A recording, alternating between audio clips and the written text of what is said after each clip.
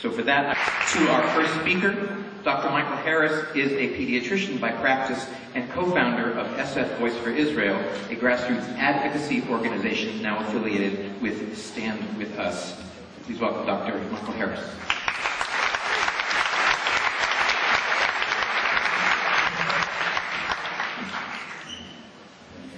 Thank you, Peter.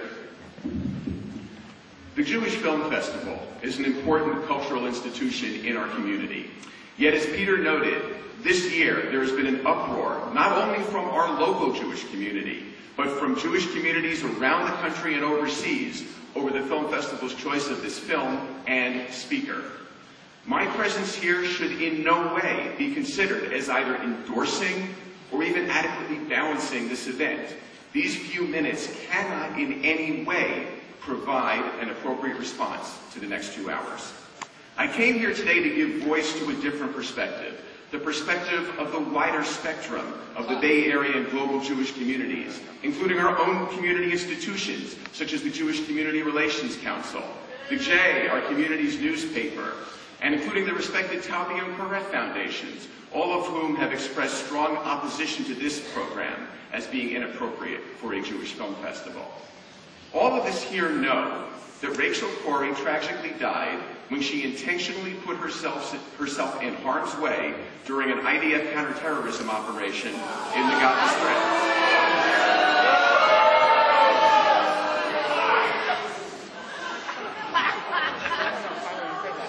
But many of us don't know the names of other young American victims. Abigail Lytle, a 14-year-old Baptist girl from New Hampshire, murdered when a suicide bomber flew up a bus in Haifa on March 5, 2003. David Gritz, age 24, Benjamin Bloodstein, age 25, and UC Berkeley student Marla Bennett, age 24, all murdered on July 31st, 2002 by a suicide bomber in the cafeteria at Hebrew University. And there are Israeli Rachels. Rachel Levy, age 17, was murdered in Jerusalem on March 29, 2002 by a suicide bomber. Rachel Thaler, age 16, died February 27, 2002, as a result of injuries when a suicide bomber exploded himself in the Sbarro pizzeria in Jerusalem 11 days earlier. And there are more, too many more, Israeli Rachels. And none of them were engaged in anything more risky than riding a bus or going to buy a slice of pizza or a cup of coffee.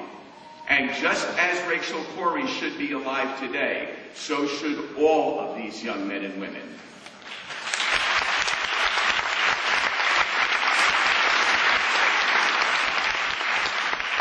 They were all murdered before Rachel Corrie went to Gaza.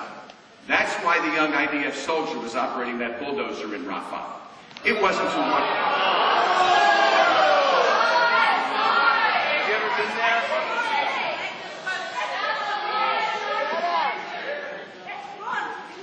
It wasn't to wantonly destroy Palestinian homes. It was...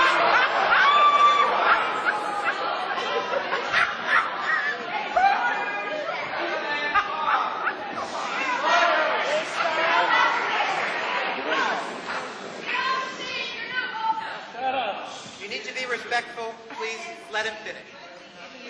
Don't lie. It wasn't to wantonly destroy Palestinian homes. It was to destroy the tunnels used to smuggle explosives for murdering Israelis.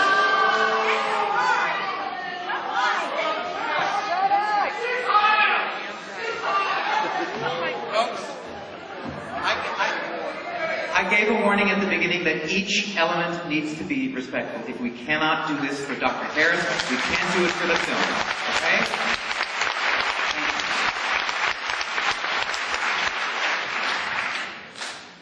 It was to destroy the tunnels used to smuggle explosives for murdering Israelis. Tunnels that even now the so-called Free Gaza members proudly boast of touring and photographing. The international solidarity movement recruited Rachel Corrie at the height of the terror war and instructed her to ignore IDF security warnings. You will hear that they are a peace group. You won't hear that ISM defined peace in the 2003 press conference as the destruction of Zionism and the Jewish state. You will hear that ISM supports nonviolence. You won't hear that ISM collaborates with terrorists, including Hamas, and even aided the terrorists and even aided the terrorists who took over the Church of the Nativity in 2002. Not true. True. Nor will you hear that ISM leaders called suicide bombing noble and that they support terrorism as legitimate armed struggle. And as ISM co-founder George Rishmawi said, if some of these foreign volunteers get shot or even killed, then the international media will sit up and take notice. They have used Rachel's accidental death to accuse Israel of intentionally murdering innocents. You're a doctor? Yeah. Dr. Death. You will hear Israel's counterterrorism measures demonized, but not why they were necessary. You won't hear about the organized, savage suicide bombing war that Palestinians unleashed against Israel in 2000, a war that murdered over 1,000 Israelis, mostly civilians, and wounded over 7,000 others, using bombs filled with razor blades, nails, and rat poison. A war fought not for a Palestinian state that Arafat had already rejected, but against Israel's very existence. And you will not hear about another foreign volunteer who was killed near Gaza. Carlos Chavez, a 20-year-old from Ecuador, was shot in the back while he planted potato seeds at a communal farm in Israel, about 100 meters from the Gaza border. His murder occurred on January 15, 2008, 2.5 years after Israel had completely withdrawn from Gaza. His crime was simply being in the state of Israel, the same crime for which the Hamas Charter threatens all Israeli Jews with death. You won't hear about the incessant anti-Semitic incitement that pervades Palestinian media, schools, and mosques, instilling hatred of Jews, celebrating those who kill them as heroes and martyrs, and denying Israel's very right to exist. You won't hear about the founding document of Hamas, which they still stand by today, and which openly calls for the murder of Jews everywhere. I have copies of excerpts from their charter right here, but it's easy to find online. You won't hear about the 8,000 rockets. Okay, your time's up. Time. You won't hear about the 8,000 rockets that have been launched from Gaza into Israel, a small country just the size of New Jersey. You won't hear about a Palestinian leadership that has failed its people miserably by using the billions they have received in foreign aid to build bombs and rockets rather than schools and hospitals. This episode should lead to some serious and thoughtful discussion about the role and the responsibility that a Jewish film festival should take within our community.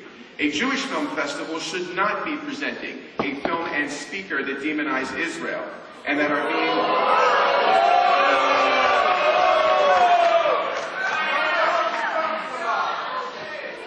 Let's get this over with. And that are being co-sponsored...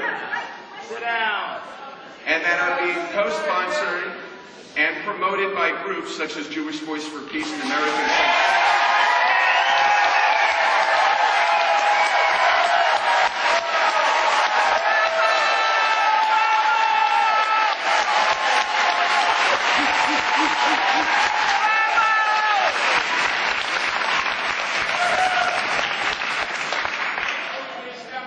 groups that support boycotts, divestment, and sanctions against Israel.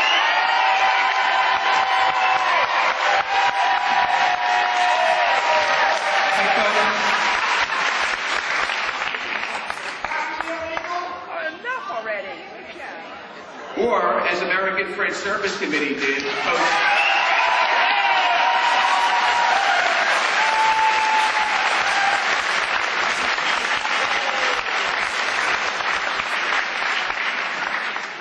host a dinner for Mahmoud Ahmadinejad.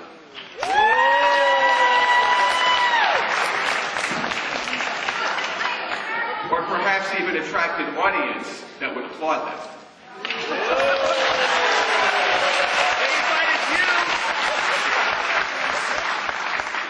No mother should have to bury her child. Not Cindy Corrie, not Marla Bennett's mother, Linda, and not Carlos Chavez's mother, Gloria de las Mercedes.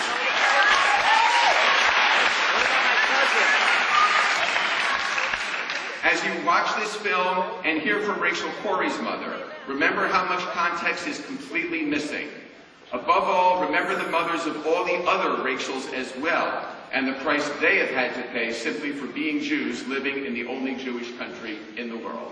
Thank you.